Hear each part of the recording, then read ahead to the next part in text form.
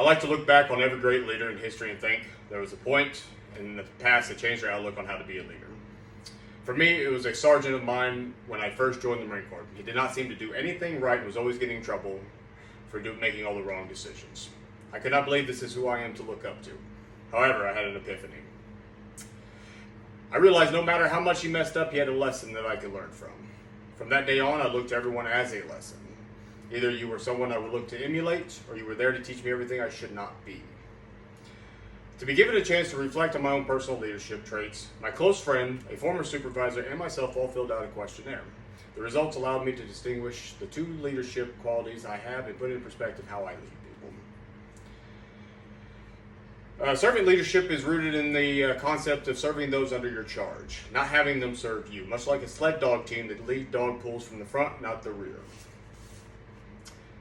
This is not an easy task, but I am glad that my top two leadership qualities are behaving ethically and empowering others. I believe that behaving ethically is a high quality for a leader. You must not only behave in a fashion that is consistent with your own moral compass, but to be a beacon for those under your charge on how to respect the rights and dignities of others.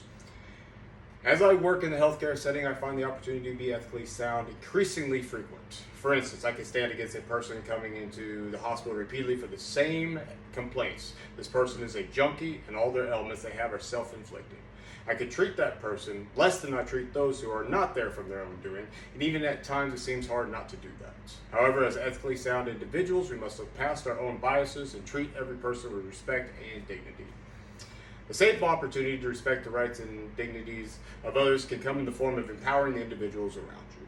I believe, being in a chosen profession, that you should look to better yourself, and not only that, but better yourself by helping those better those around you. The empowering of the individuals in your charge or your peers I see to be beneficial to both parties.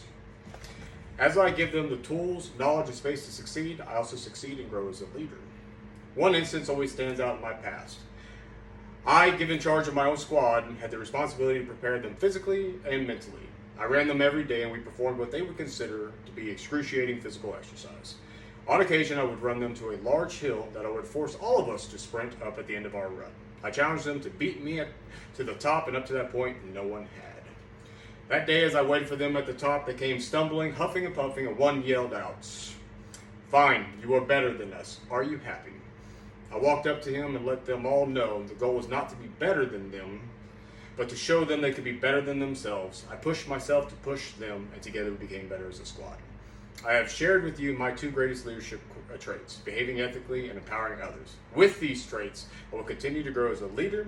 As I grow, I look to help those around me as I may grow as well by giving the respect, dignity, and tools to do so.